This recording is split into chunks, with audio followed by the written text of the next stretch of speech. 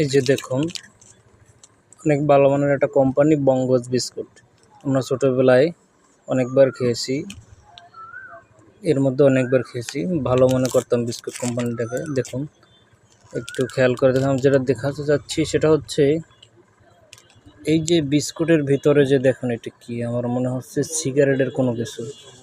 Packet খুলছি, packet খোলাও কিছু biscuit খাওয়ার পরে দেখি হঠাৎ করে এটা চোখে পড়ছে। আপনারাই দেখুন, একটা ভালো মানের কোম্পানির ভিতরের বিস্কুটে যদি এরকমের নোংরা থাকে, মনে হচ্ছে যে সিগারেট বা কোনো সিগারেটের যে গোড়াটা থাকে ওইটা মনে হচ্ছে ফিল্টারটা।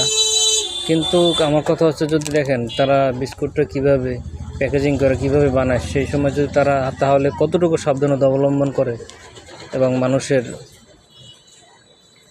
রুচির যে একটা ব্যাপার আছে সেটা তো এটা দেখার পর আর রুচিই থাকে না।